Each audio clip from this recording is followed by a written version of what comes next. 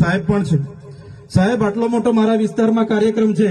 Collector સાહેબ, પ્રાંત સાહેબ અને પ્રાયોજનાજી શર્માજી, હું અહીંનો ધારાસભ્ય છું ભાઈ. મને કેમ કોઈ ફોન બી નહીં કર્યો, પત્રિકા નહીં, જાણ નહીં, ખુલાસો કરો.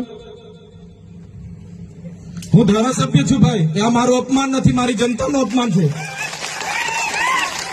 આ મારું અપમાન નથી. મને કોઈ કાર્યક્રમનો મોહતાજ નથી. મને પત્રિકામાં નામ આવે, મારી તકતીમાં નામ આવે તો જ ચૈતર વસાવા આવે એવું નથી.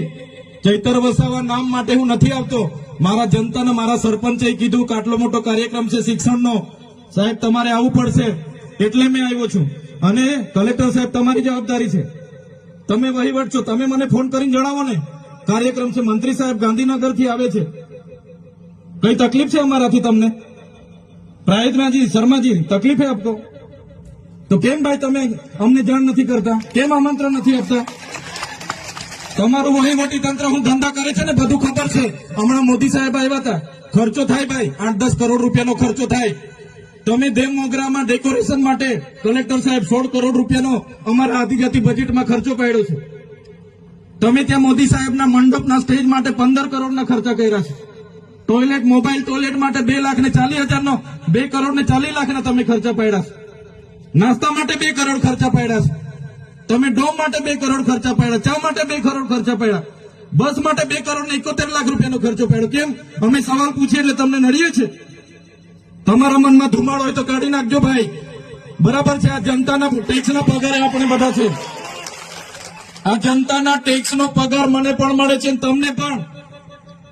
કલેક્ટરથી તલાટીથી લઈને કલેક્ટર સુધીના બધા તમે નોકર છો, અમે બધા સેવક છે. આ લોકો જે પણ કે અમે પ્રતિનિધિ છે, અમને અધિકારો આપ્યા છે.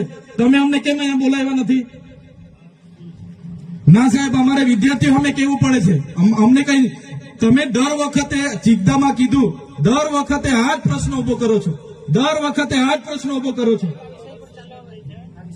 ઓ ભાઈ, ધારાસભ્ય છું, લોકોએ મને ચૂંટા છે, મને આમંત્રણ જોઈએ ભાઈ. આ કોઈના પૈસાથી આ બિલ્ડિંગ નથી બની, તમારા ઘરના પૈસાથી બની છે. અરે વિષય પર તો મને આમંત્રણ કેમ નથી આપ્યું? મને જાણ કોઈ એક ફોન કેમ નથી કર્યો? કેમ ભાઈ? અમે ધારાસભ્ય ચૂંટાયેલા છે, લોકોએ અમને અધિકાર આપ્યા છે, અમારો અવાજ તમે દબાવવાની વાત કરો છો. અમને કેમ નથી આમંત્રણ આપ્યું? તમે તમારે આમંત્રણ આપવું જોઈએ ને અમને. ઓ ભાઈ, બંધ કરી દેવાડો, મારા અધિકાર છે ભાઈ. તમે આવો, બંધ કરી દે એટલે, બંધ કરી દે એટલે આમંત્રણ કેમ નથી? બંધ કરી દે એટલે, બંધ કરી દે એટલે,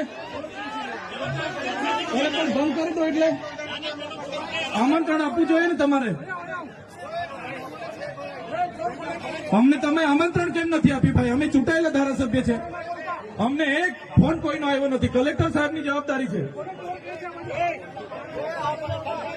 આ કોઈના કમલમના પૈસાથી બિલ્ડિંગ નથી બની ભાઈ.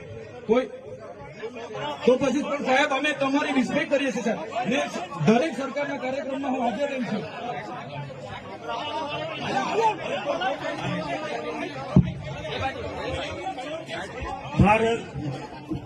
ભાઈ ચલો શાંતિથી બેસી જાઓ, બધા બેસી જાઓ. એ ભાઈ બધા બેસી જાઓ, બધા બેસી જાઓ. ચાલો શાંતિથી બેસી જાઓ ભાઈ, આગળ નહીં, બેસી જાઓ શાંતિથી. ભાઈ ભાઈ